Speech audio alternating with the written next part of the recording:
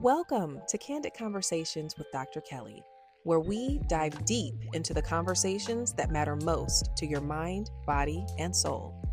I'm your host, Dr. Kelly Utenham, a passionate advocate for brain health and wellness. And here on this podcast, we explore candid conversations about life, health, and the stories that shape us. Whether it's about mental health, sports, or simply navigating everyday challenges, we keep it real, raw, and relevant. Without further ado, let's get into today's episode. Welcome to another episode of Candid Conversations with Dr. Kelly. I am over the moon for the guest that we have today. You all always see us together, and I didn't even know that people consider us like a dynamic duo, but I think that's so cool. She is the second K in our K duo, the amazing Kendra T. Allison, or Kendra T, the SLP. She is in the building. Thank you so much for being here, Kendra. Thank you so much for having me, Dr. Kelly. Okay, so this is going to be a very fun episode. I can already feel it because when you record with your friends, time flies and you always have a bunch of fun. So people know you, Kendra T, as the SLP, the dancing SLP, the 8% Summit curator, um, professional speaker, entrepreneur, the itinerary mastermind, just so many wonderful things. So that is just a small little piece, but could you introduce yourself to our listeners? Tell us about yourself and how you found your way to speech. Well, first off, that itinerary mastermind really got me, and I think I need to add that to my profile or my resume or something. Absolutely. I mean, you are the queen of itineraries. You're like, we always talk about how you're like a hybrid of like A type with a little splash of B type. Yeah. And like the itinerary making is masterful. Like you are an What? artist at it. Yes. Coordinating schedules, times, activities. I mean, we just had that awesome bike ride. That was all you. Well, well, yeah, that is on my list.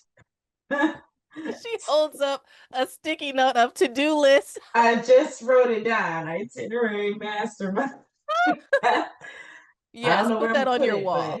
it's going on places. Okay. Yes, yes, all your flowers. Okay, so Thank you for she the wonderful is introduction. my pleasure. She is a fantastic speech language pathologist. So please introduce yourself and tell us how you came to speech. All right. So as you said, I am Kendra T, the SLP. That was my Instagram name for a while, Kendra T Allison. I hail from Detroit, Michigan. What up, though? I've made Charlotte my home for almost 20 years. And as you said, I am known as the dancer SLP. I love to dance, free dance. I'm not trained or anything, but although I do have to take classes. So that's one of my interests. That's one of my stress busters.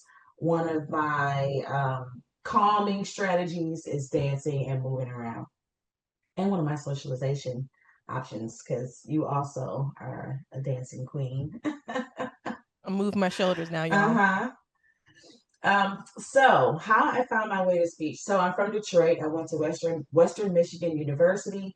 I had experience with various things. I went from wanting to be a pediatrician to broadcaster, newscaster, to a daycare owner. Okay, I went to own my own daycare center. Yes. Now, when you are of a certain age, you're picking out things that you see. Like, so I had seen all these things. I knew somebody who did these things. I thought, oh, yes, I like to do that. That could be me. When I went to college, I did not have a major. I took one of those intro to college classes to find a major. There was a test involved, and on the test, after answering all the questions, it showed me that a box of professions that I would like or enjoy or be good at, and speech pathologist was one of them. And it was the only one in the box I did not know what it was. So I did some research, and back in my day, you couldn't Google. You had to go to the library and search on LexisNexis. I don't remember, but Um, Cracking up. Okay. yes, I did some research about what speech language pathology is, and I learned that we had an intro course, and there was a whole program about it. So I took the intro course, which knocked out a gen ed, and taught me about what it is, SLP. And I remember I really enjoyed the material. And the professor was a Black woman, and she became one of my mentors early on in my education and my career. And one day she asked me, was I majoring in it? Because again, I was at the intro class.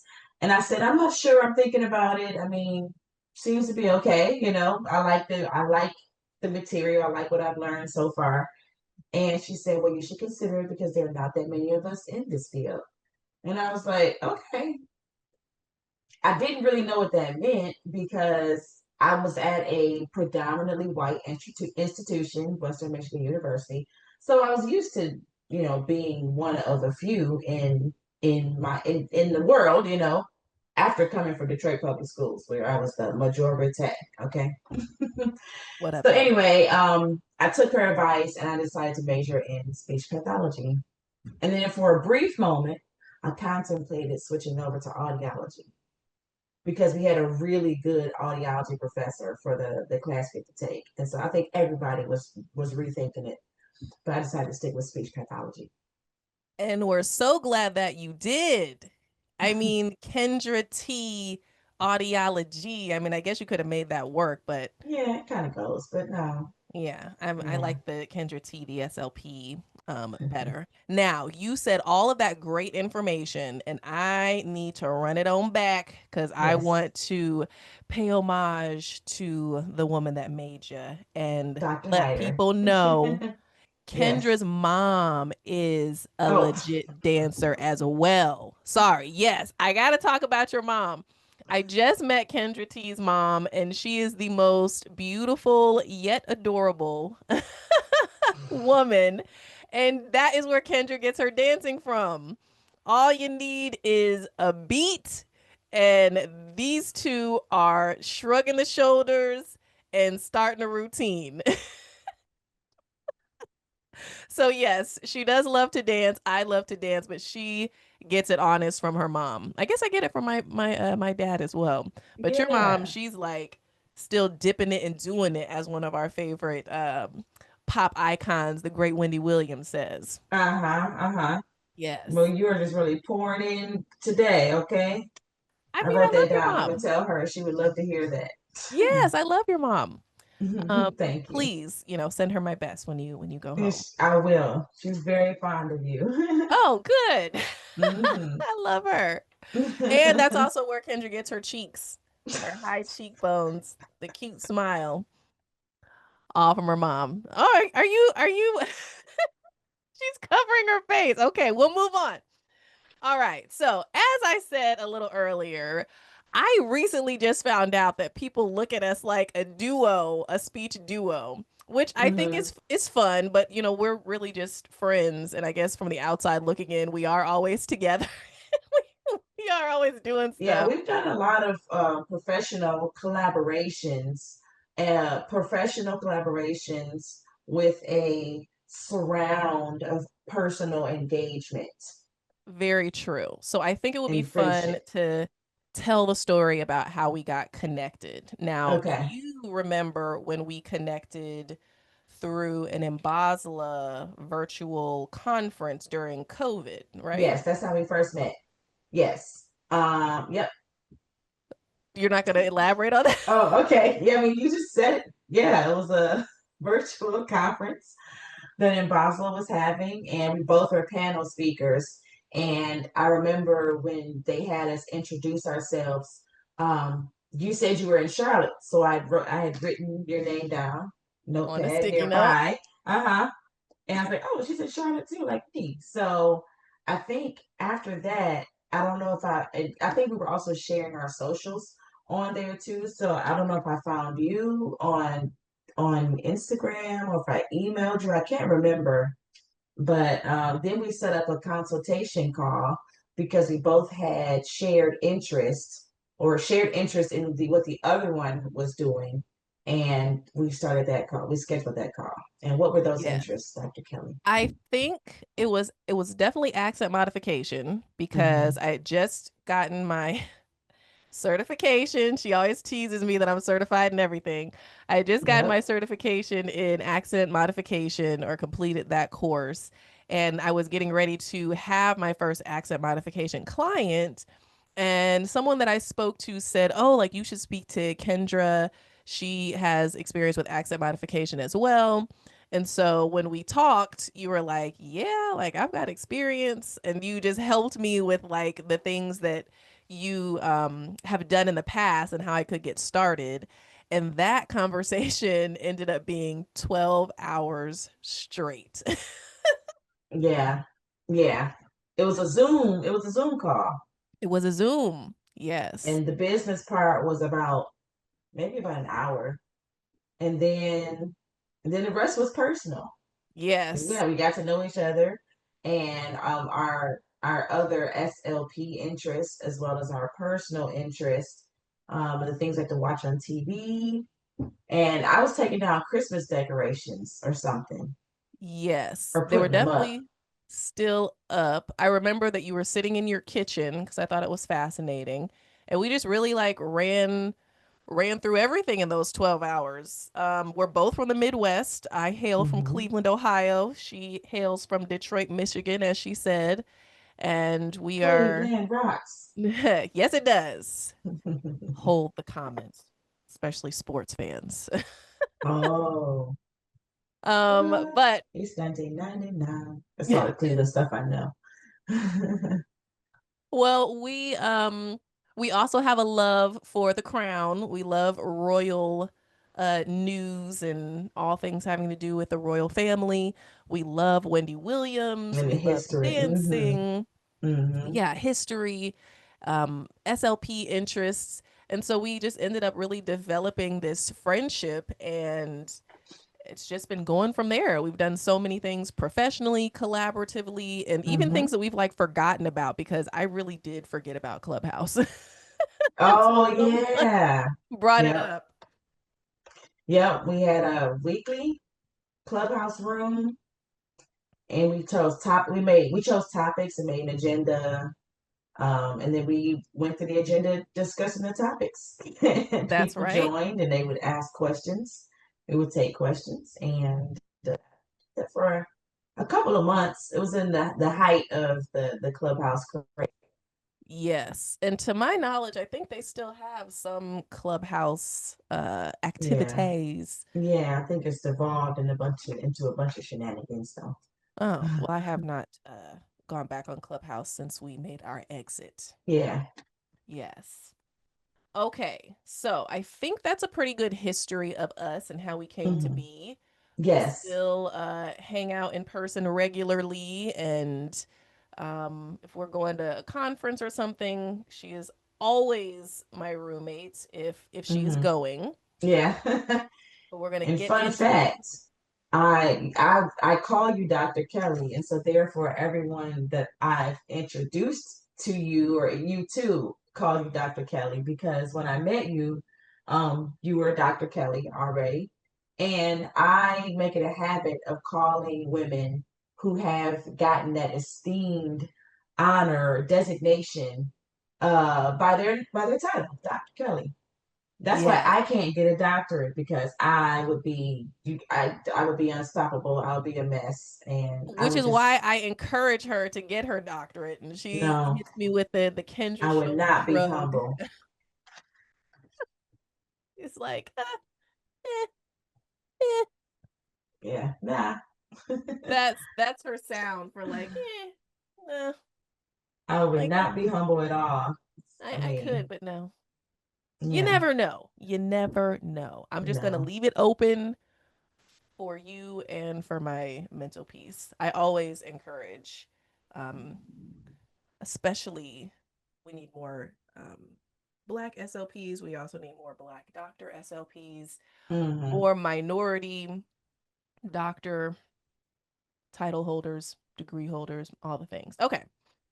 So I would like to know of all the things that you do and she does quite a few, ladies and gentlemen. She is an entrepreneur and she has built an empire.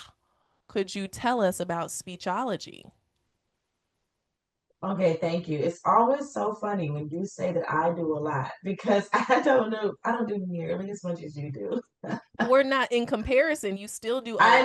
I know, but it's just, funny coming from, the messenger saying that. Well, I'm not being interviewed. You are, okay? Now Okay. talk to us about speechology. All right. Speechology is my business, my company that I started in 2021.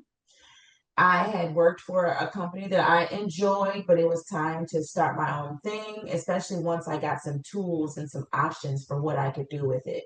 In my mind, in my experience, the only way to start a business, a private practice, was to either do home visits because I do pediatric speech therapy. So, and I have a lot of experience working in the school system, not for the school system, but in the school system. And so, in my mind, starting a private practice meant doing individual clients, either home based or in a clinic. And I didn't want to do either of those. I liked working in the schools, surprisingly to myself. And I just didn't know that I could do my own contracts and start my business with that as my business model until I went to a conference that was called Black SLPs in Black SLPs in Business. And several of the SLPs they were talking about different ways. And when I have to mention, okay, the OG Pam, Pam. Shout out to Pamela Rowe. Yes. She mentioned so many ways. She just rattled off this list of all these ways you could make money in having your own business. And I left that conference, it was a virtual conference. I left it saying, I'm going to start it next year. So I started planning and preparing. And yes, I started my business. My primary business model is contracts in schools and care facilities or group homes. So I started with, at that time, I had one contract that I was a subcontractor for, and then I got a school contract, and those are my two for most of the time. And now I am up to four contracts and about to acquire a fifth for some crazy reason. Empire. Yeah, I know. Well, I need more people to be an empire. So anyone out there in the Charlotte metro area who's interested in some high quality, I should get my job description up, interested in some high quality mentoring and support, flexibility, work-life balance, working with wonderful contract vendors in the school setting and or the group home setting, contact me if you're interested in part-time work. Drop that contact information. How do they My find you? contact information, you can email me at my full name, Kendra Allison at speechologypllc.com, or go to my website, speechologypllc.com. And the name speechology literally is a mashup of speech and pathology because I couldn't think of anything else. And I love a word mashup. So speechology. And when I studied the word ology means the study of anyway. So whenever you have ology on a word, so I love the word. What's the word for describing word meanings and study? It'll I come don't to me know. later in the shower. But yeah, like I love the meaning of words and things like that. So yeah, adding ology onto speech, studying speech, boom, speechology. You And Speechology Communication Services PLLC, that's my full business name. Well, there you have it, folks. Get in touch with her if you are interested in high quality work life balance, excellent contract clients, and all the things.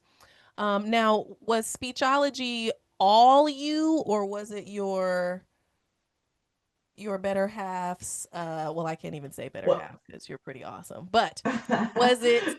Did you have assistance from the name master? support. Yeah. Oh, the name. No, he did not come up with that name. He That comes was up all with you? great names for all these other things, but not, he didn't come up with that one in the time that I needed it. So, no, I came up with speechology. Yes, that was on me.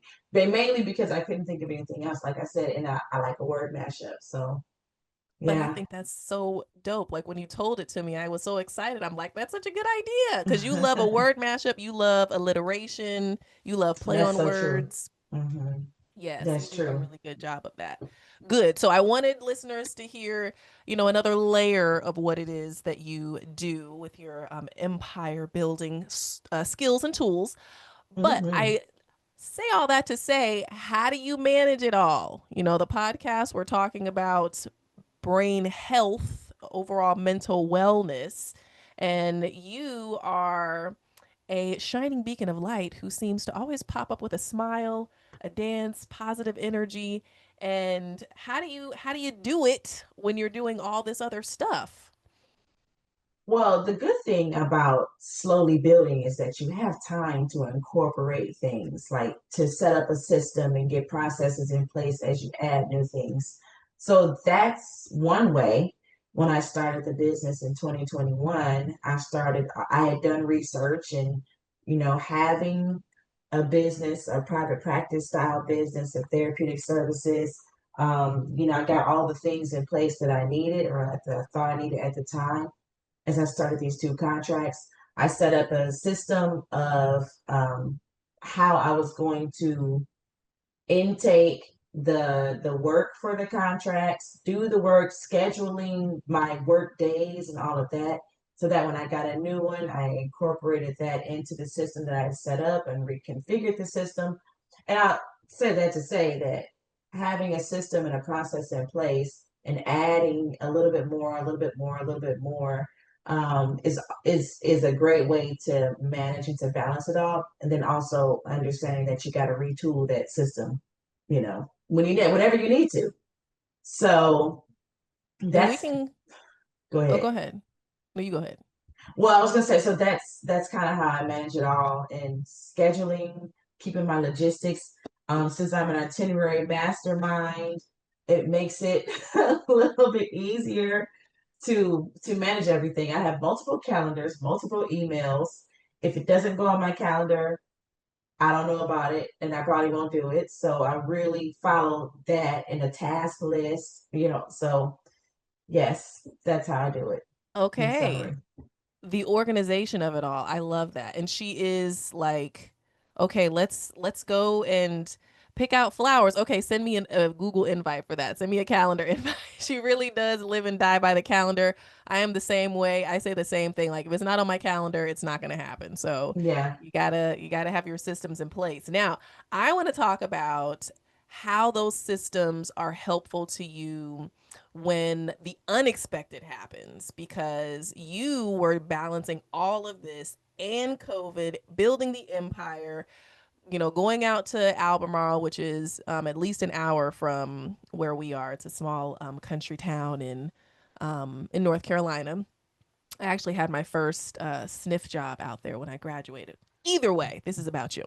But you had all that going on, and then you took on the role of caretaker for your father in law. So, could you talk about how you were able to balance all of that with the unexpected happening? There was a lot that you weren't expecting with that. Yeah, yeah. And to review the timeline, when COVID happened, I was still working for the company I was working for in the school system that you just mentioned, Albemarle, in that town and I had been working there for quite a while. So there was nothing new, nothing being, no shakeups there. I had my system, my processes, and everything in place. And this was before virtual everything and electronic calendars really became a big thing. So during COVID, when we were switching over to doing remote work and teletherapy, that's when the virtual calendar came into play more. And then I started my business, and then like those systems became very much virtual and electronic more. Um, so after doing that for a couple of years, yes, my father-in-law he took a turn with his health, and he got a terminal diagnosis. And yes, we became primary caregivers, of course, with support from my sister and brother-in-law. We worked out a whole thing. And so to answer your question, how did I incorporate the unexpected into my systems and my scheduling? I just did. Like, we literally had to take it day by day, week by week, because things were always changing. And so going back to what I said about, making a system, making a schedule, making a process and following it, but then being ready for it to change and to make additions and alterations to it, because the statement of get comfortable with being uncomfortable is a real thing in so many ways in so many areas of life. So, yeah, I had to, we did make a schedule of caregiving where my husband would be with him, and then his brother would be with him, and then we would support, me and my sister-in-law, we would support. And but if something happened, we'd have to step in. We'd make a schedule, and that schedule would work for a short amount of time, and then something would change and we'd have to reconfigure the need, and we would just go with it, and everybody did that really well, thankfully. um so yeah, it just being prepared for things to change, and rolling with the change. Sometimes you can't be too rigid and too stuck to the schedule or to the plan. You Yeah, gotta I change love it. that. I love that. It's like you're prepared to pivot PRN, which means as needed or if needed in the medical side. Ooh. You like that alliteration? Prepared to Mm-hmm. pivot. Mm-hmm. You can have that one. Mm-hmm. PRN. No, you have it. Yes. I'm gonna write it down and send it to you later. Thank you, because I won't remember. Like, what did I say? Mm-hmm. So, yes, you are always prepared to pivot. I do think that is a huge benefit to you because while I am A type, true through and through, true and true, either way. You really help me with like you'll do your Kendra shrug and you'll be like, we can just do this or we'll just do X, Y, and Z. And it's like, okay, there doesn't need to be like a nuclear meltdown because something was out of line or something like that. So I love how you're always prepared to pivot, and it's like not that big of a deal. Like you don't have like the panic where you're like, oh my gosh, it's not perfect. What am I gonna do? You were more so like, well, let's assess, figure it out, and come up with a plan on how we're gonna do it this way. So I do love how you balance me in that way. And that is a reason that I will call you and be like, this is what's going on. What do you think? And you have this like calming way of helping me with the pivot. So I thank you for that. Well, you are very welcome. You are very welcome. You already know, and you already have it. Sometimes it's just validating, to confirm things that you're thinking, and bounce ideas off of someone else who can understand. So. Very true. But you have this calm about you in the way that you do it. And it could be, I don't know, maybe it's a Michigan alum thing. Because our friends who Well, also went to Michigan, y'all are also calm, I mean, Detroit. We are. I chill, mean, we have a culture about us, but I laid think that back. we all have that person in our life, because you see me as calm, and I mean, I am calm enough, but then also I have a person in my life, my partner, that I go to for some calming strategies and bouncing ideas and feedback. So I think that we all have a person in our lives that we look to for certain things, like grounding and calming and thinking reasonably or logically through a problem that we think we have you Very know true. What I think of is there are levels to this because you have a level of calm, but then your partner, he has like a level of calm. He's really calm. Yeah, he is. Sometimes it's annoying. I'm like, don't you just, I mean, just get stirred up about this. But no, he's Like, he's pretty calm. But I mean, in being human, he of course has a few things that he does get stirred up, and about, and in our caregiving situation. And I just want to say that we were primary caregivers once my father-in-law moved in with us. That's why we were primary caregivers. But I don't want to take away or not give credit to, of course, my brother-in-law and his wife. Like, they, of course, like, it was a whole team effort, as the core team.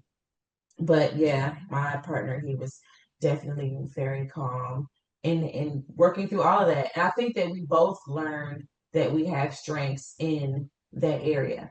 And that what I do as a speech pathologist, speech pathologist was definitely serving me in ways that I hadn't really thought of or imagined. as a Because, caregiver. yeah, as a caregiver, because I work with pediatrics, I work with kids in school. I'm not in a caregiving role in school like that. And at the group home and care facilities where I work, again, I'm a speech pathologist. I'm not in a caregiving role, but all of the things that I saw or observed or experienced or studied, even from that brief time I was thinking about doing a thesis, a master's thesis, for no reason. um, my topic was something that I thought I was going to go into, which was not the school setting. It was working with adults in a hospital setting. So the topic was end stage dementia and feeding tubes. And I didn't finish that thesis, but I did a lot of research. Side note, that is, I think if you have a question about knowing when to let things go for the greater good of your mental health and your happiness. That's an example. I'll circle back to it. Okay. But all these things I had observed in the places where I work and interacted with, and things that I had studied officially or unofficially of interest, like all these things were coming together in the caregiving situation. And I definitely was, like we were in the hospitals and talking to people. I definitely was like, "Where's the speech pathologist? Where's the speech pathologist?" And then I say, "Okay, hi, yeah, I'm a speech pathologist." I was throwing that around all the time, talking to everybody. I'm a speech pathologist, so I'm familiar. Yes, tell me. And I was asking certain questions. This is what I said. I can't have a doctorate because I definitely would have been like, "I'm a doctor in speech pathology. Tell me, here are my questions. What are your thoughts?" Anyway. Hey everybody, Dr. Kelly here. I have a quick question for all of my fellow speech language pathologists. Are you on the hunt for fun, functional, and diverse therapy materials for both your pediatric and adult clients? Well, let me put you on to something I absolutely love and use in my private practice: Cognishine. If you haven't heard of it yet, Cognishine is a digital platform designed to support speech, language, memory, attention, executive function, and more. It's science backed, clinically effective, and works beautifully for both teletherapy and in person sessions. But what really makes Cognishine shine? It's completely customizable. You can tailor exercises to your client's specific needs, whether you're targeting speech sounds, supporting recovery after a concussion, or strengthening cognitive skills post stroke. It's become a game changer in my sessions, and my clients absolutely love it. So, if you're looking for a tool to elevate your therapy, check out Cognishine and tell them Dr. Kelly sent you. I knew I wouldn't get through this without laughing and messing up a bite. I'm sorry. Well, okay. And he was So saying it too. okay, I really tried, you guys, but I can't help it. She makes me laugh. Okay. So, yes, all of that. I mean, you even did a pivot and made changes and updates to your house during this time. When all of that was going on, what was you and either you individually, you and your partner, what was the mental health solace? Like, what were the times that you all took for yourself? Well, we both love to watch TV, and we like to drink coffee and have pastries. So one of our routine things that we were already doing was, like on the weekends or a slow weekday morning, we'd have coffee, some pastries, and we'd watch TV. And we usually have a shared show. Divorce Court is one of our shared shows. Um, Hey, we learn a lot about communication and mediation and relationship building. It's kind of like couples therapy, you know? So Divorce Court and other relationship shows, I like a good social experiment dating show like Love is Blind, Married at First Sight, Ready to Love.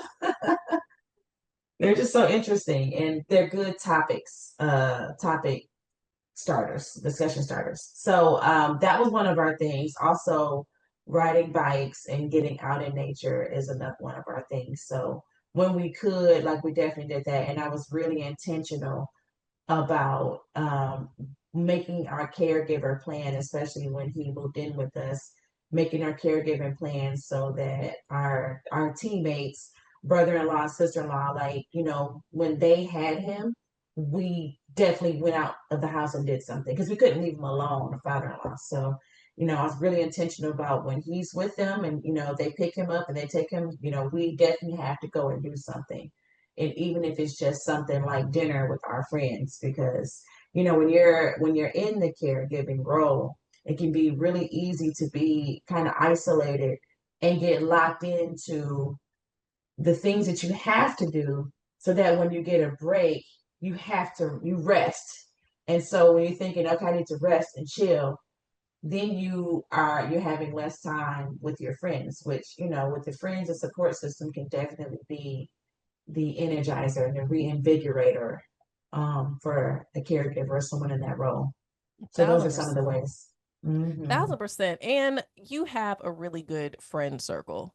And you and I have, I think, a really special bond. But I'm not even Yeah, talking about myself. yeah, Like, you just have a I really do. good tribe around you. So I'm glad that I was able to be there to support however Yes, I yes, could. And I'm also glad about your awesome friend circle that you have around you, yeah, who yeah. I And you and I adore. were, I mean, at this time, like, we were also building more of our professional collaboration, and then therefore friendship at that time too. You know. Yes. So I yeah, you were distinctly definitely a part of the remember. support. Thank you. I distinctly remember us being in Columbia to do the shared booth at Columbia College. Yeah, Yeah. yeah. And a lot of our professional stuff is you doing something and then being like, "You want to come?" Mhm. Yeah, Yeah, yeah. I do. Because it is really nice to have a friend league. Word Gotcha. mashup alert. Um, a friend league, to do things with, because if it's something professional, I won't speak for other people or you, but I mean, I think I'm speaking for you too. I don't want to just do it with someone who is another SLP who I like and I respect, and we work together well. Like, I don't want to just do something with a colleague in that way. I also want to do something with my friends, but of course, most of my friends are not colleagues. They're not in this world, so it's so nice to have a friend league who is in this world and can understand these things, and we can collaborate and be companions to these type of events together. Exactly. So now we need to pivot and talk about why I'm doing a lot of things alone this year. My wonderful friend league is taking a much needed and much deserved break. So let's talk about mental health and taking a break. I think we gently touched on that just a moment ago. So what's going on with your break, Kendra T? Okay, well, my break is from doing professional, career driven, professional building events and things like that. I created and was a director of a little event called the 8% Summit Big of time. SLPs and audiologists of color. And that was an idea that came during the pandemic, the 2020 part of the pandemic, where I had not really been involved in the SLP profession other than working and keeping my license up to work and to keep practicing. I hadn't been involved in things like conferences, conventions, meetings, speaking on panels, like really like anything, because I was so busy just building my career and my livelihood in my career. So when the pandemic happened and things had shut down, we're starting to open back up.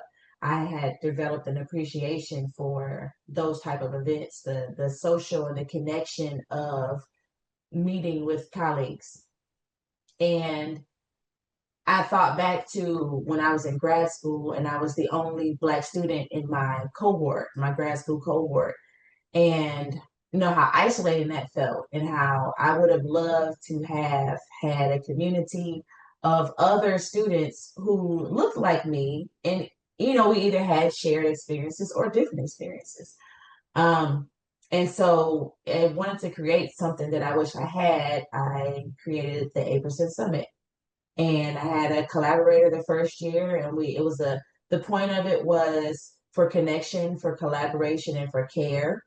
And Dr. Kelly was a speaker at that first one because we had just met a few months before that. And so thinking about speakers, I thought, well, I met this SLP, Dr. Kelly, and she seems like she would like to do things like this, like speak and present. And she definitely has a niche. And this was before your concussion brain injury niche that you're developing now, but you're a niche of multi-state licensing, doing virtual teletherapy practice with adults only, you know, like several sub niches. And so, yeah, so you were a speaker at the first one.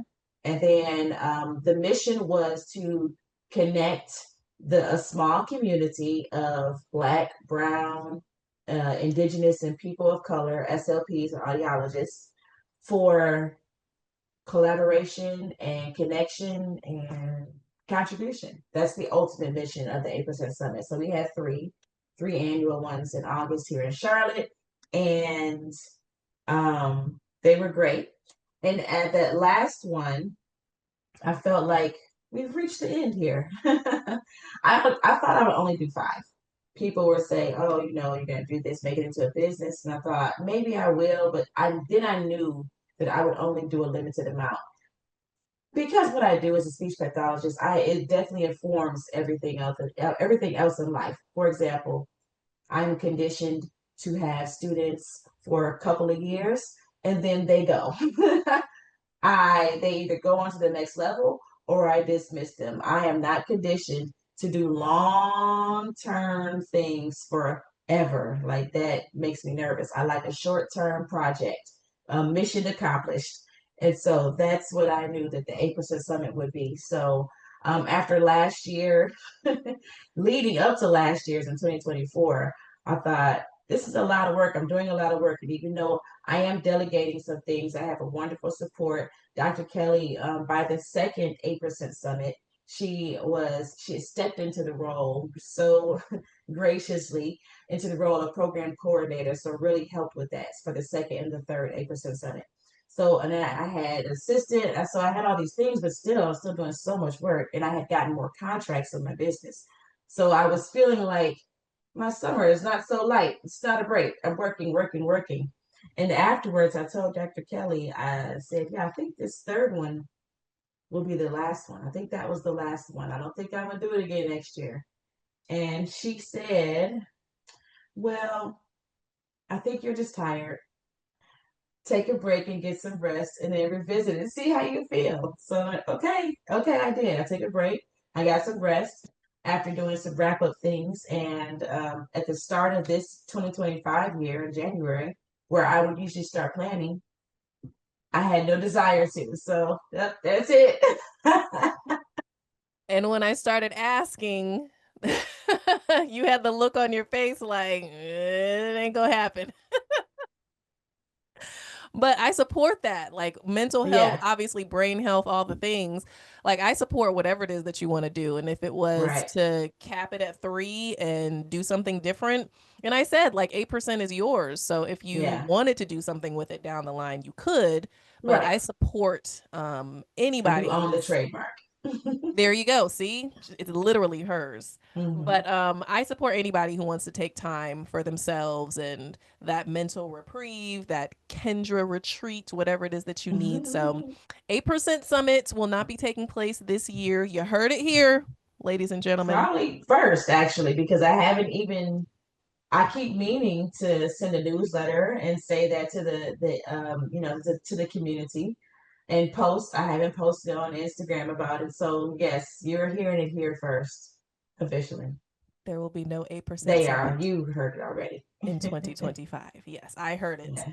at the beginning of 2025. Well, I heard it last year, and I feel like Right. maybe she needs a minute. Well, she took a minute. She knows what she Yeah. wants, ladies and gentlemen. So we always support. Yeah. Well, Yes. And since so we're that's, talking, oh, go I was ahead. gonna say, so that's related to my break from other professional things because I was going to the conferences, ASHA and BASLA, local things, conferences, conventions, and events, in the name of connecting with collaborators. I was on Instagram because Instagram is also a great, and YouTube is a great source of connecting with people, with finding colleagues and making them into friend leagues. And so I was doing all these things, and really a lot of it was tied to promoting the 8% Summit, promoting, building, and engaging with it. So since I was no longer doing that, I thought, well, I don't need any more professional development hours either, a CEU, so I can chill. And I need to focus on my business because I have all these new contracts, and that literally takes up so much of my time that I could not even imagine at this point adding or having the 8% Summit planning added to that list right now. Well, that is a beautiful blessing in disguise because what I hear is success with the Yeah, contracts, yes. which I congratulate you on. It's wonderful when you can see a friend league like start and build. Because I remember when we were just talking about the name and then talking about how you were going to get the contracts. And then there was also a period because we were in COVID of how you were doing like a virtual aspect of it with telepractice and then teaching other people. And it just evolved into this beautiful empire that you're building. I'm going to keep calling it an empire. Um, Speaking of which, I can say the same for you, and seeing how you're evolving and building your empire. As I mentioned, the first 8% summit that I had, where I tapped you to be a speaker, I saw in you this potential that you definitely are. You're driven, you're focused, you have certifications in so many things, and you have such an ambition that that thinking back now, I'm not at all surprised, and I'm pleased to kind of sit on the sidelines and have observed and watch you build into everything you're doing now. So, it's also been a nice spectator of it to watch. well, thank you, You. friend. I will receive that. Our mutual friend, the wonderful Gerald Jackson, he was on Mm-hmm. as well. And we were talking Mm-hmm. about that, about how you hear things and people say things, and it's like, okay, you just need to be able to say that you receive. So I will Yes. receive that. Thank you very much, Kendra T. Mm-hmm. Mm-hmm. You're welcome. Smiling so much, you make my cheeks hurt. I know. Okay, let's let's pivot and talk about your work in the schools. And I would like to mash up and talk about schoolwork and then what you as a school-based SLP see or experience in regard to your students and concussion. So, do you have students on caseload who have a history of concussion? Is that something that you, as a school based SLP, ask about or are comfortable with? Talk to me about that. Well, let's see. I've been working in the schools most of my career, so about 19 years, and I've worked from pre-K up through high school.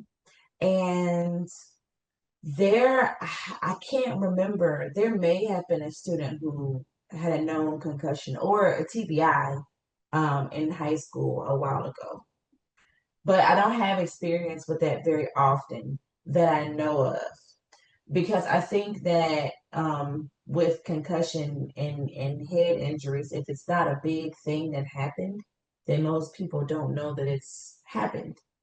And I learned that from you. They don't know that it's happened, and therefore they don't know that it's something that they should report. And therefore we don't know that it could be related to what we're seeing now, the presentation that we're seeing now. So I would say the answer to that question is inconclusive. However, I do have a student who has a traumatic brain injury, and it's a pre-K age student, and it was from a car accident. So again, a big thing happened. They were ejected from the car, and so we know that they definitely got a TBI from that because that was a big thing that happened. And so now, we are offering services for that student. And um, so I guess that's my most recent and direct experience with services with someone with a head injury. And what we discuss in that as a team is how we can support all of the needs of the student, knowing that there is a TBI, but not knowing how the student actually functioned before the TBI. So we don't know what the effects of it were, or if any, what they were. So we are just, holistically treating the student in all the areas: communication, hearing, vision, mobility. And right now we in executive functioning with the cognitive impairment that we can. Um, I'm sure you yeah. all are doing a great job. Yeah. Um, so going into this situation, do you feel school-based SLPs have a strong foundation or preparation to work with those who have been concussed or have a traumatic brain injury in the schools? No, I don't think that we have a strong foundation because it's not something that we either deal with very often in the school setting or are prepared to deal with in the school setting. If with sports and sports injuries, of course, we serve athletes at all levels, starting with the Pee Wee leagues up through the high school leagues. And so if someone has a head injury, they may have more of that, what appears as the academic consequences, more than they do the communication or social communication or social consequences, which means they may not appear on our radar or qualify for our services. And then, yeah, to answer the question again, no, I don't think that we are prepared to offer services to someone who has a cognitive communication impairment as a result of concussion. Interesting. Okay. Well, you are boots on the ground, as they say, in the schools. So, what would be something that you and other friend leagues and or colleagues would want in terms of like training to feel more prepared? Because I think there's going to be a need for, sorry, I think there's Mhm. going to be a need for education to the school system as a whole, from the principal um, to the janitor to the referee. Like, I think there needs to be a spectrum, like, everybody who's involved in the schools, period, need the education. Because, for starters, people may see or hear of a student who's been concussed or has a TBI, and they're not thinking we need a speech therapist in here. So I know that that piece needs to happen. But for you as a speech therapist, boots on the ground, what's something that you would like that would make you feel more comfortable going into a head injury case? Good question. Before I answer it, I just want to note my microphone is here and it's low and it's near my belly, which is a go growling. So you may have to cut some of that out. We're not picking that up. Oh, you're not? Well, No, you don't think you are, but these I don't mics hear might be. anything. Thank you for the belly grumble disclaimer. Okay. Okay. So, what are some tools or how can we be prepared? As you mentioned, education and training is definitely where you start with that. I think that having access or there being more available professional development and trainings that are showing and highlighting the signs of concussion or the leftover symptoms from a concussion and how to recognize those things in younger people and students.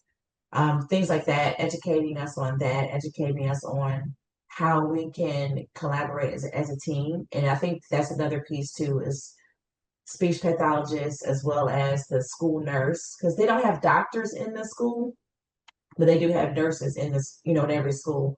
But collaborating with whatever medical professionals are a part of the school team, guidance counselors, and of course the administration to support the needs of the student, but also for everyone to be able to recognize those needs, perhaps even a reporting system for when things happen on school grounds. I know that when students get injured at school, they have to do an incident report. So And honestly, I don't even know what the incident report shows or has on there, like what the questions are. But if the questions on there could be things about, head injury, was the head hit? Was there loss of consciousness? Is there bruising? Or, does the student or how to check the orientation, orientation times 3 after there's been some kind of injury, like all of those kind of questions on the incident report. So that way it can be filtered into the system, the educational and medical system, to have that student on the radar, to follow up on, check on how they're performing with their grades afterwards, how they're performing in class, socially, things like that. So I guess, yeah, in summary, those are some things that we could use and could do to be prepared to provide services. It's the reporting and of a system on a system for head injuries and the follow up on that, as well as the collaboration of the different school teams, similar to how we do for IEP meetings. It's a collaborative team already, and then also the training and the education, the awareness of concussion and brain injury, this how it can present, the symptoms, the consequences, things to look for, and things like that. That is very insightful and very helpful. I'm over here feverishly Yes, that's right. taking notes as you're talking Yes, because this is the kind of stuff I need to hear and understand. And because you're going to create it. well, yes, I have to create it because, as I've said in previous interviews, I always think to myself, somebody's going to have to, somebody's going to have to, somebody's going to have to. And then I look in the mirror and I'm like, somebody is you, girl. Like, you have to, you're going to have to. So, this is very helpful information. It sounds like, um, creating a system to where at least the SLP knows who to keep an eye and ear out for, Yeah, because right now SLPs aren't even included in the conversation, especially at the academic or at the school-based level. So if something happens, because what I've been doing last year and what I will continue to do this year is I've been on the sidelines of school aged sporting events. So going to football games and seeing how their protocols are and seeing where they're having an issue with their systems. And so there may not be an SLP who is willing to be on the sidelines for every sporting event, but I think you're right. It would be helpful to have a system where if somebody is concussed, that there's a list that is sent to the speech therapist so that they can at least keep an eye out for them. So thank you for that. yeah, and like I said, the incident report. If something happens on school grounds, then they have to do an incident report. I don't know what's on it, but if the questions or things on there are related to the head injury presentation and everything, then that is a written record of what happened and what was the immediate result that could be a part of the referral to be on a watch list or a follow-up list or something like that. Right. And maybe even that list, look at us building stuff out right now. And maybe even on that list, like the incident report, if an incident report includes something having to do with a head trauma or being pushed or something like that, then maybe there could be education that's provided from the SLP on these are some things to keep an eye out for. Because with Right. adolescents, that recovery period is 2 to 4 weeks. So that's a month, Mm-hmm. which means in a month, they could start, or still be showing signs, and the Right. kid, the teacher, the parent, they should all be on alert to keep an eye out for these things. Now, what I say, especially when dealing with kiddos, is hopefully, you won't need any of that, and it's just a story that you'll tell people later, Right. and it's, no big deal. But the education to take it seriously should be there. Yes, So agreed. that helps In for sure. retrospect, that's a lesson that I've learned recently with my own personal possible concussion experience. Do tell if you're up for it. Got a story about it. Want to hear about it? Here you Here go. you go. What is it? In college, I was skiing in Michigan, and I had been skiing before, and I had mastered, doing quotes, Footwork. mastered the skiing, and that I was able to stop. Because that's the hardest part about skiing. It's not just going up the hill, but it's also coming down and being able to stop safely. So As this an avid time, skier, I disagree, but we'll say this is subjective. Go ahead. what? Yeah, you The gotta be able to hardest stop. part? I don't think it's the hardest Yes. part. Because standing up was not the hardest part. And I was From the going up the, ground, it is to me I because you was got to going use on the the, poles. yeah, no, that was easier. Also, I heard that whichever one you do first between skiing and snowboarding, the first one that you learn how to do, the second one is almost impossible to do. So for me, skiing was the first one I did. And I could stand up, I could hold on to that little bunny toe rope and get up the little bunny hill. I could go down the hill perfectly fine. And I had to learn how to stop. I would throw my body on the ground to stop. And then I learned how to Throw your actually, body on the ground? yeah, that's to stop. That's Stop the falling. momentum. You're doing fall to stop. Okay, that would be the hardest part of skiing. You're not supposed to Right. fall. I know. But until I learned and practiced the right way, this hill is over. I gotta stop. So you throw yourself on the snow to stop. Got it. Okay. And then I learned how to stop. Skirt. Oh, That's you that hit it with the look. side. Okay. Yeah, I learned Not how to even do the the. pizza. I learned how to do the pizza, and then learn how to do the skirt on the skis. Okay. So the next time I did a snowy mountain excursion, I challenged myself with snowboarding. Mm. Now, snowboarding, I could not stand. I could. The hardest part was standing up to at least go up the tow rope. I made it up the tow rope a couple of times. I would come down again. I couldn't stop because the skirt wasn't working on the snowboard. You can't do a P on the snowboard, the pizza on the snowboard.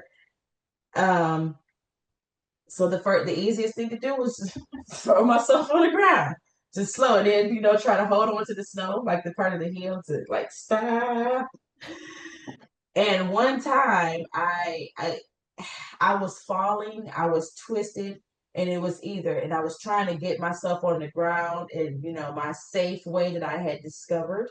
And it was either fall a certain way or break an ankle, or fall a certain way and try to catch my fall with my hands. Anyway, I landed, I hit my head on the ground. And I did black out. It seemed longer to me, but my friend said it was a couple of seconds. And I know this is the first time you're hearing this, isn't it? Yeah. Why is it the first time? But I'm okay. I'm shocked.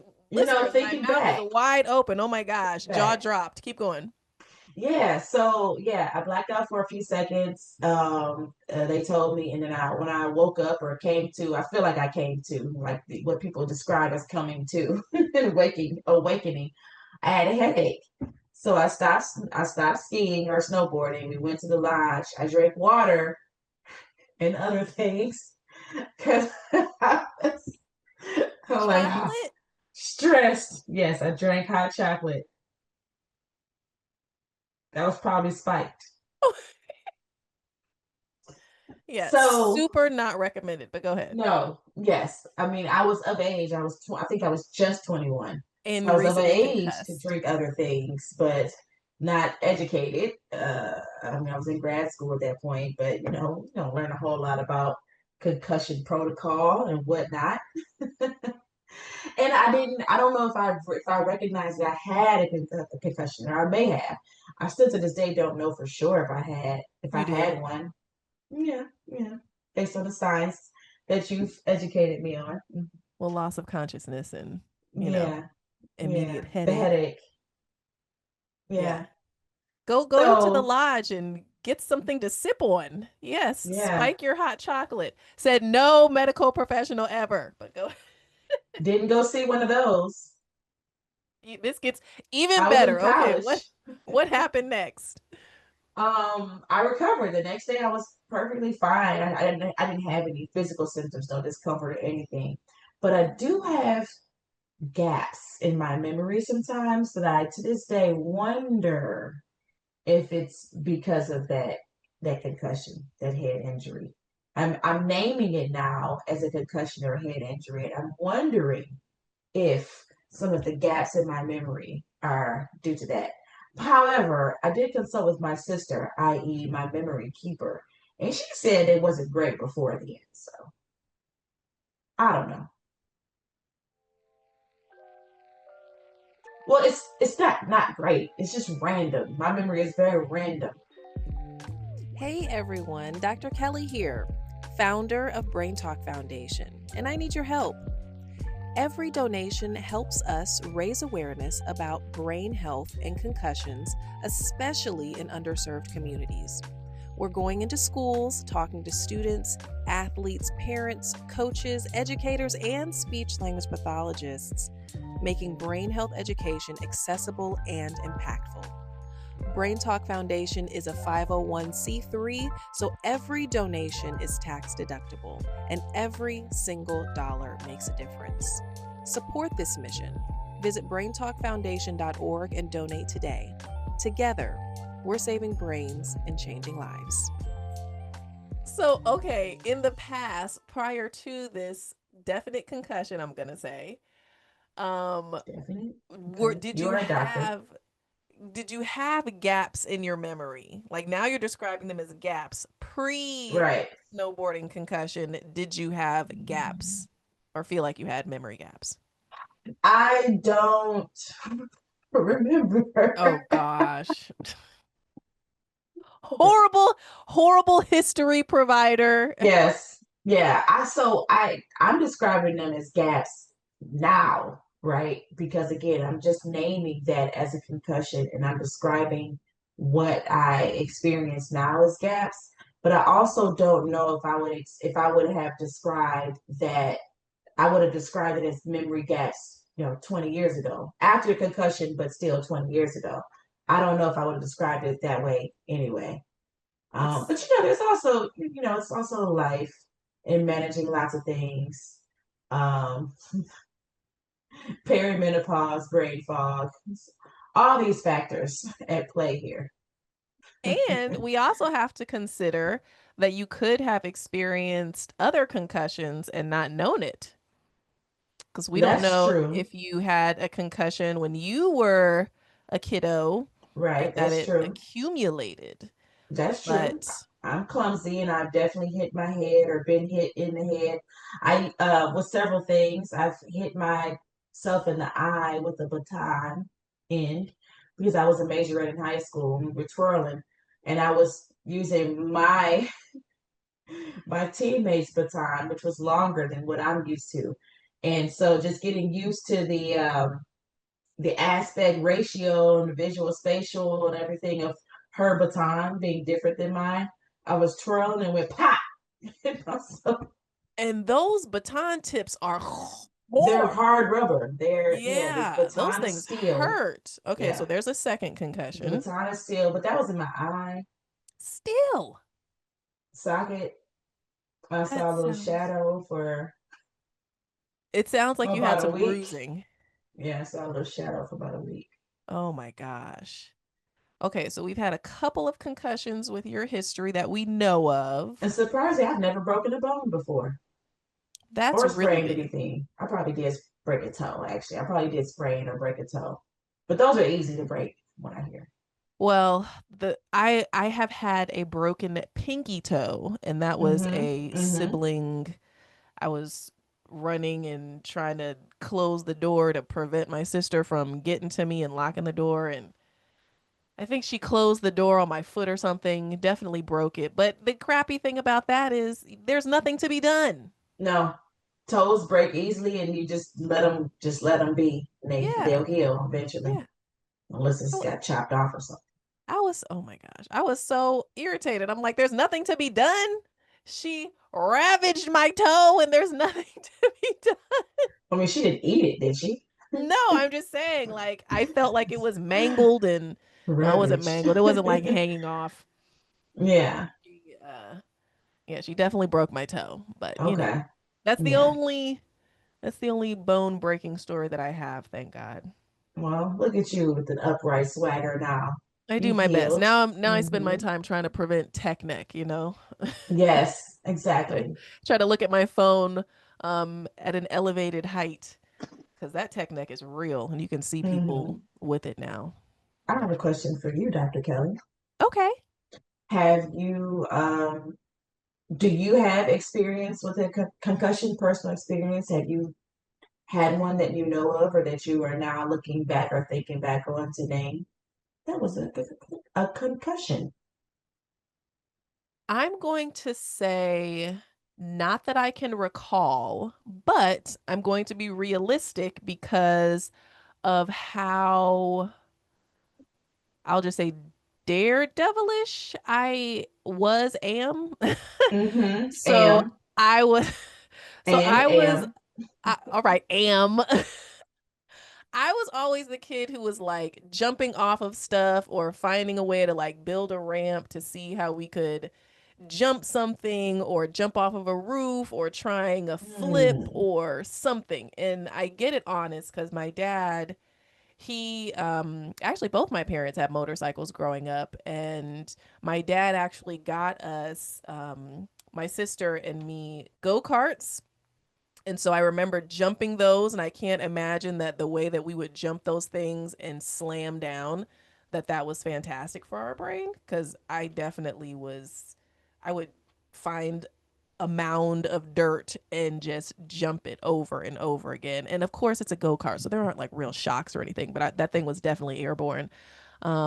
Little dirt bikes, little motorcycles, because he rode motorcycles, and just all the things like ropes courses and getting flipped around, hanging out with cousins and friends, and I was just always willing to jump off of something or get in. I always say, like, if I haven't been in a rig in like a couple of months of something like jumping or diving, you know how like you get strapped into those rigs, fast race Hmm. cars, all that stuff. So Okay.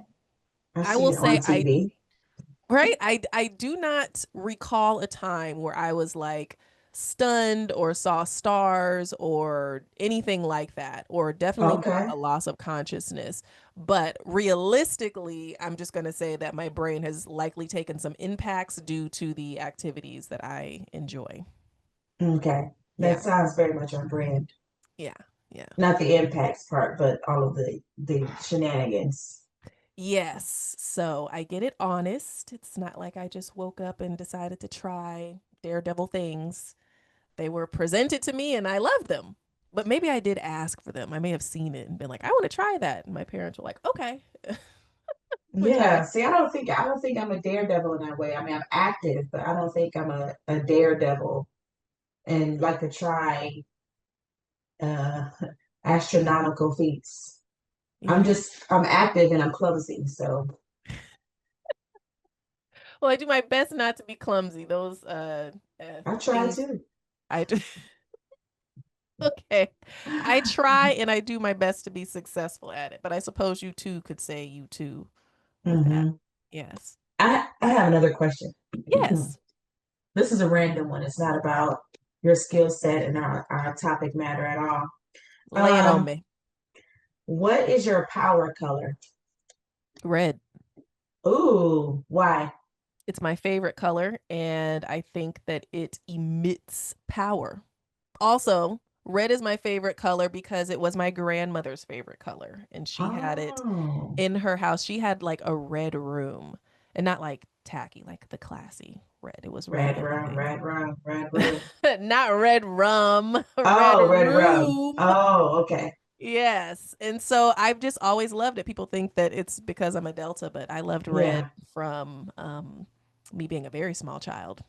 Are you a Delta because you love red?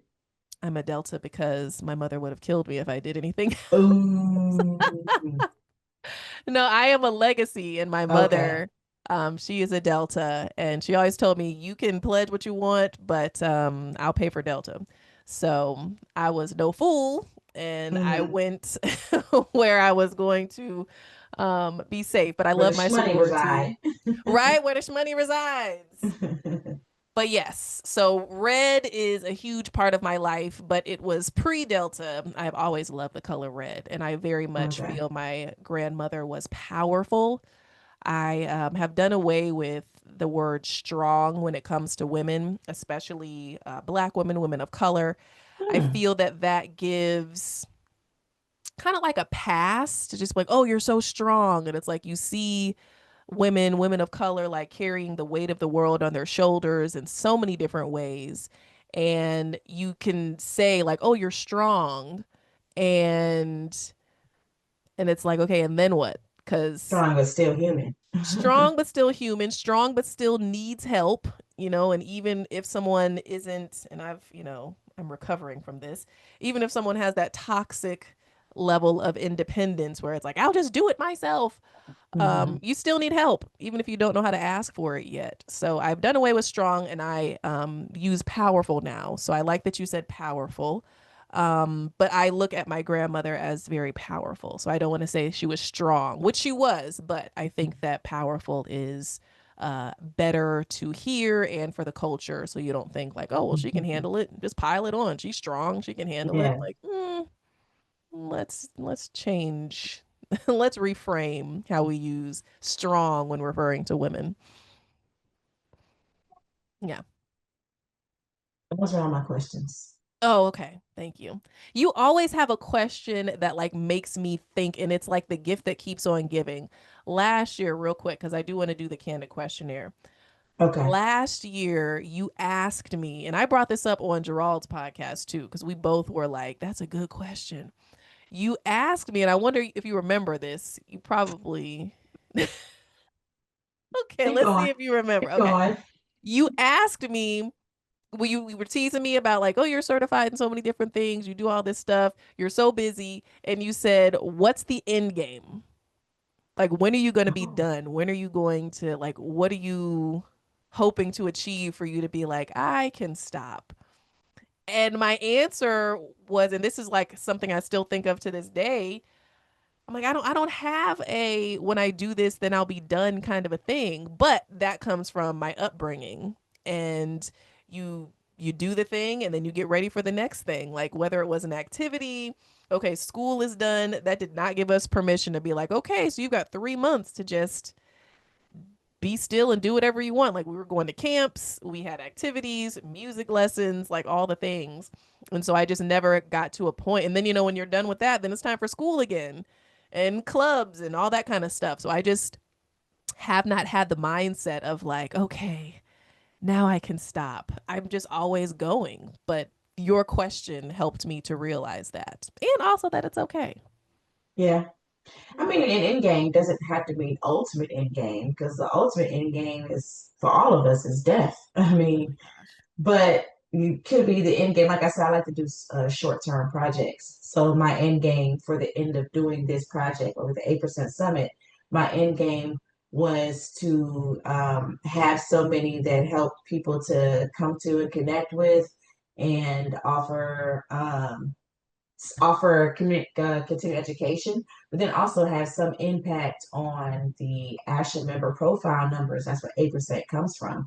As of the ASHA member profile in 2020, a while ago, like 10, 11, 12 years ago, And for those who are 8%. listening who don't know, ASHA is our governing body for all speech Mhm. language pathologists. And That's our organization. audiologists. And Hmm. audiologists, yes. Yeah, which is a allied profession. Audiologists do hearing for those who don't know, and we American do Speech speech. Language Hearing Association, but we say ASHA Hmm. for short. They Okay, skip go that ahead. out. Hmm. So, according to their member profile, 8% of their members identified as a minority, a racial or ethnic minority. And that number, 8%, was the number for a really long time. 3% is the number who identify as Black SLPs. Okay, now the 8% is for the total members. That's SLPs, speech language pathologists, and audiologists of any racial ethnic minority. So that number was 8% for so long. And at the third 8% summit in 2024, I had revisited that stat and I saw that the number had increased. I think it was closer to 9% or just at 9%. And I read that at the 8% summit. And when I read that stat, And then I said it at the 8% Summits as to say that we have had some impact. There has been some change there. I knew in that moment. Done. Seal it up. Goal Done. achieved. This is the last one. Mission accomplished. Move that That's needle the just end a game. little. End game reached for this particular event. Amen. But I don't want to say like it wasn't fun. It was fun to do. It was fun to plan and coordinate and pull people together. And then, and be in the moment, be in that space. It was definitely fun. It was amazing. It was worth it. It was impactful. Absolutely. But that speaks to anybody who is planning an event. I just had the fabulous Ebony Green on, and she is planning Made for More. That is a lot of work. Last year, I had my first annual Brain Talk Day. Yep. And that was a lot. But Yeah. it just takes a lot out of you. So I totally understand it. So anybody who's like, I'm going to take a break, I'm going to put a pin in this, I'm going to wrap this up. It is a lot. Even if you have, a nice amount of support and people who are helping, like you said, you had an assistant, I had a committee who was helping, but it's a lot, and it's your baby. So you want it to be good. You want people to have a positive experience. So, right. So I totally get it. And I I didn't know that the switch went off and you were like done at that moment.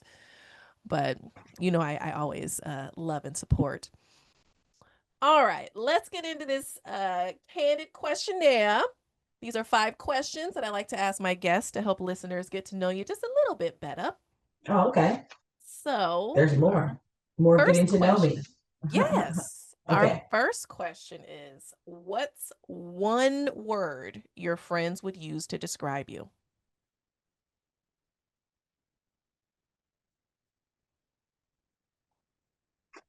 They probably would say energy was the first word, or energetic is the first word that came to mind just now, but they might say quirky. I'm gonna go with energetic. Okay. Because even in the quirk, there's lots of energy. Okay. Yeah. I don't even know if I would say quirky, but I guess. Yeah. I like energy more. My thoughts and my comments are a little out of the box sometimes. I have an unorthodox view or perspective of things sometimes, and I like to do weird things. So I think quirky. Different. Yeah, well, I think quirky is a more favorable word than weird. Because I would never think of you and think weird. But whenever we get together, like I just always have this like wide-eyed, like I'm looking forward to the laughter. Because I know there's going to be laughter. Yeah. And what's even funnier is you don't mean to be funny. Right. You just are. That's true. I don't mean to be. I try not. I mean, I don't try to be. Sometimes I'm trying. You ask your question, and it's like you'll ask a question or you'll make a statement or your logic for something, and it's just hilarious. The logic, that's what I'm saying. It's unorthodox. It's a little quirky. Different and hilarious. Thank you. Yes. Okay, number 2, if you could instantly master any sport or physical skill, what would it be and why? Instantly master any sport or physical skill. Physical skill. Um, hmm. Hmm. Well, what I would like to be able to do is teleportation. That's not a skill or a sport, though. That's more like a superpower. Exactly. But if I could just snap my fingers and be somewhere else, like really quick and instantly, I mean, that's something to master, though, because all of the superheroes in training, See, this is where the difference comes in. Yeah. I've done a bunch of these interviews, and nobody has ever created their own realm of a skill to master. Well, that would be a skill, because the people who are learning how to do that skill and hone that that power, they have to always practice it. It's something to work on.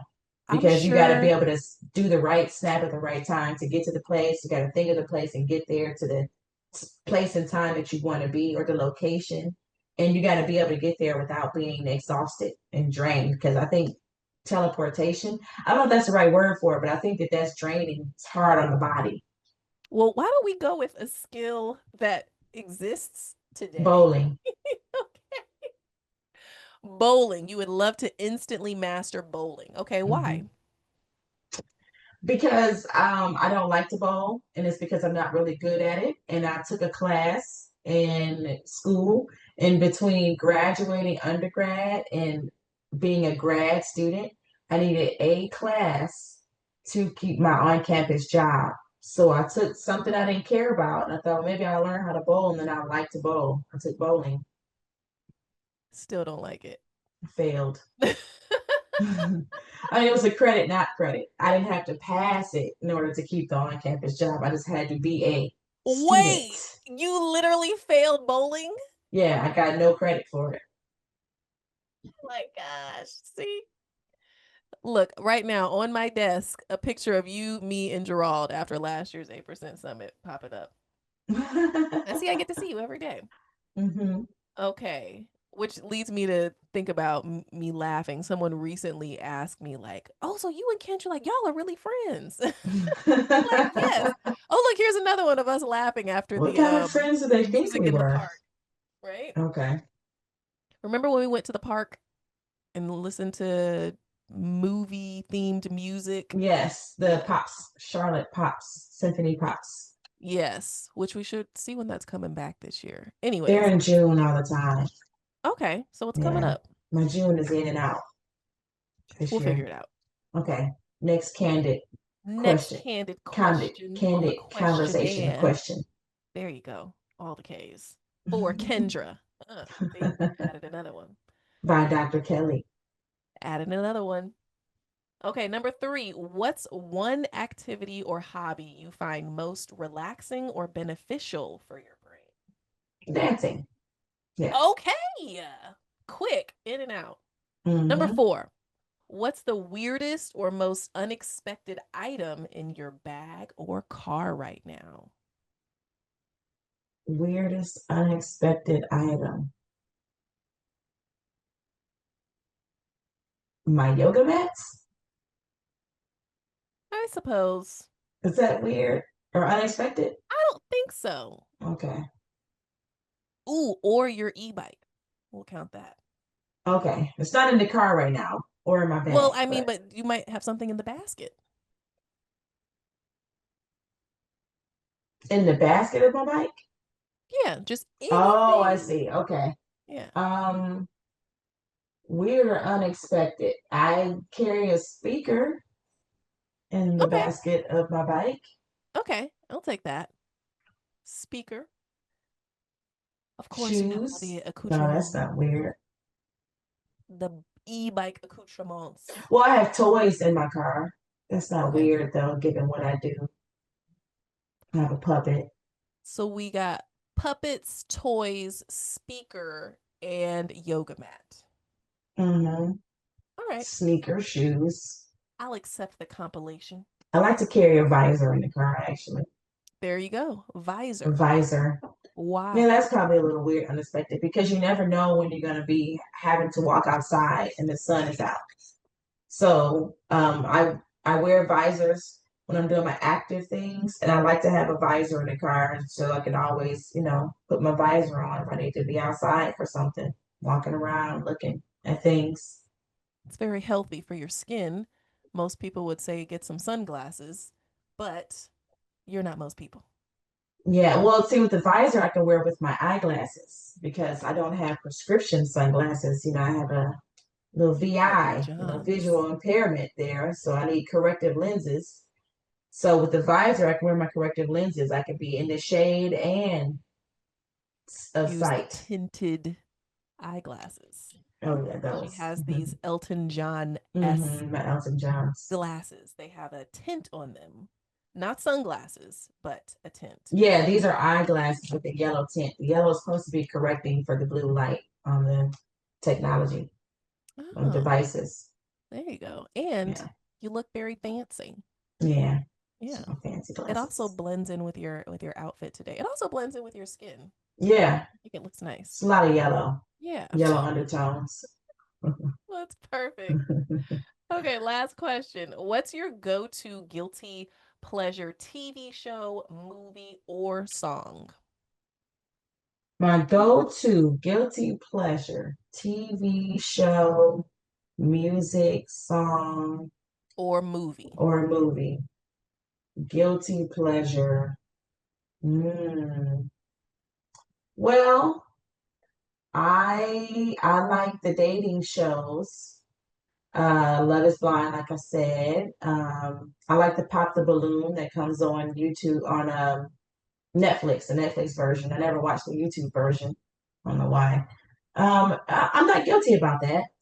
And music, my go-to music is anything Beyonce. Also, do not feel guilty about that either.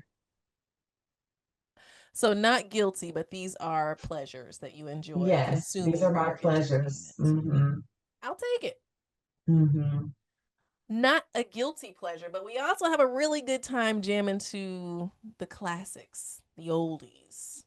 Oh yeah, the oldies are always good, and that's a different go-to. That's a go-to depending on the crowd and the circle that I'm in right now. At that time, I think it's because always not a vibe out. everybody loves Beyonce, which is surprising. I don't, you know, but Well, everybody loves those classic jams. everybody loves the classic jams, and I am like shocked that there are people on this planet, younger people, who will say like, "Ugh, Beyonce, she's just too old. I can't like her." And I'm like I clutching know. my pearls, like, "What? What?" 10, 10 or so years ago, so I was 10 years younger, 33-ish. And I was working with a middle school student, and she said she didn't like Beyonce because she was old.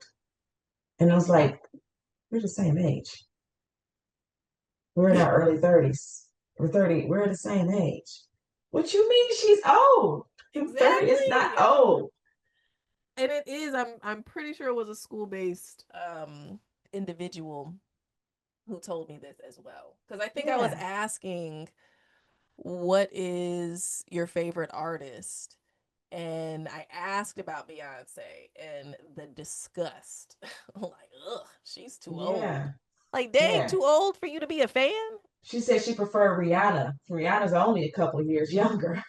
She's like 5 years younger at that, if At that. least at least you hit her with a pivot. Like, well, who do you prefer? Right, right. Yeah, someone a couple years younger than her. Okay. Right. Anyway, um, you did tell people how to find you earlier in the show. Is there anything that you would like to promote? Let people know how they can find you. I mean, you're taking a break from the socials and everything, but what else would you like to share before we wrap up?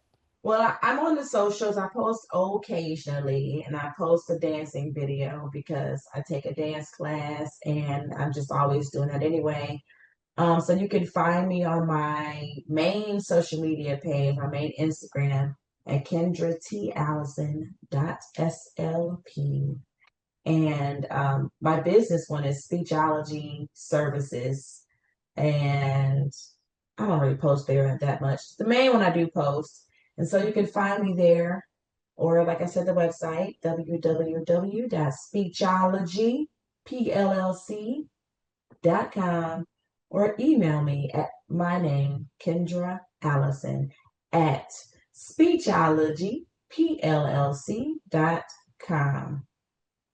Thank you very much. That is how you can get a hold of her.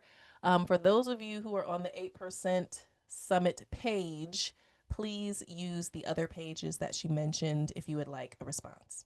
Oh, yeah. Oh, I do check that 8% Summit page sometimes.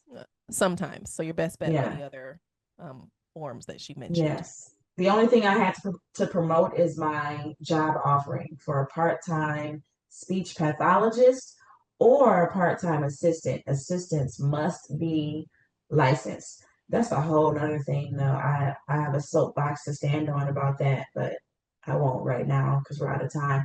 But yes, you have to be a licensed permanent assistant, not the temporary pre-100 hours quick soapboxes because I can't supervise a pre-100 hours temporary assistant per the North Carolina Board of Examiners guidelines. So I have to only be able to hire, I can only hire a permanent licensed or registered assistant right now.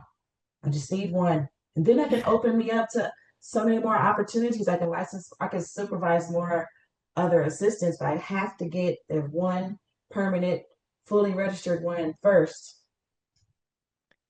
Now, when she says assistant, she's talking about SLPAs. I Yeah. call them slippers.